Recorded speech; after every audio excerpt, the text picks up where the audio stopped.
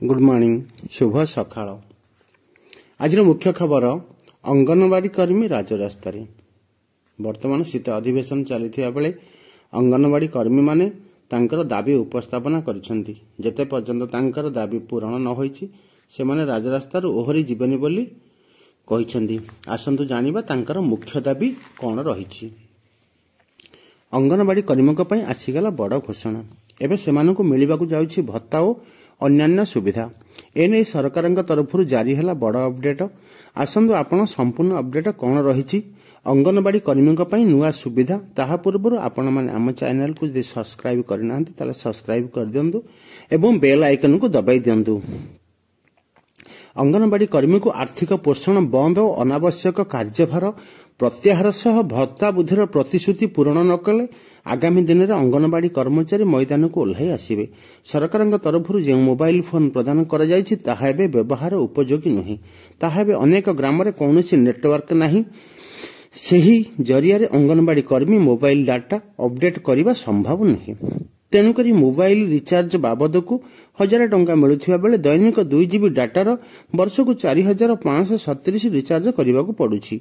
तेबे 5G प्रजुक्ति एवं 5G SIM सह दैनिक 2 जीबी डाटार दैनिक बजार मूल्य रे अर्थ प्रदान करा जाऊ।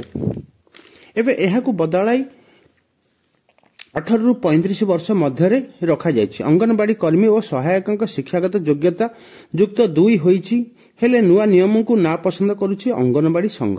उभय कर्मी और हेल्फरंग पई समान शिक्षागत योग्यता रखा जायथिबारु अनेक समय केन्द्र रे विवाद सृष्टि होला भली संघ आशंका करिछि। वर्कर को जदि +2 निया जायथांदा तेबे सहायक को मैट्रिक निया जायथांदा। उभय वर्कर और हेल्फरंग शिक्षागत योग्यता समान रखिछन्ति किंतु दरमा तो समान देउनाहंती। किंतु सरकारक समान नुआ योजना पोषण और सक्षम अंगनवाड़ी कार्य करने पई एही नूतन नियमावली लागू कर जायछि। गत वर्ष अगस्त 1 तारिख रे अंगनवाड़ी और पोषण 2.1 फ्लाई लागू होइथिला। अंगनवाड़ी कर्मियों पई युक्त 2 बाध्यतामूलक अंगनवाड़ी कर्मी और सहायक पई बदलला नियम। समय सीमा मध्य रखा जायछि 18 रु 35 वर्ष। महिला और शिशु कल्याण तरफ चिठी आसी।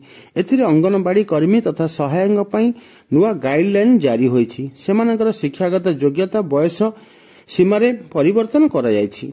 नुआ नियुक्ति क्षेत्र रे नुआ गाइडलाइन लागू करिबा पई समस्त जिलापालंकु चिठी माध्यम रे जणाई दिया जायछि। आगरु जेउ माने काम करूथिले सेमानकर शिक्षागत योग्यता कम थिले मध्य सेमाने भलो काम करूथिले। एबे शिक्षागत योग्यता बदलिला पर सेमाने आहुरी भलो काम करिवे बोली आशा और विश्वास।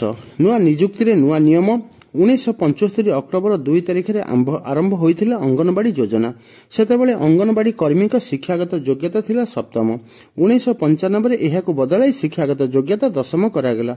सेही परि बयस सीमा रखा जायथिला सर्वनिम्न 21 और सर्वाधिक 42 वर्ष।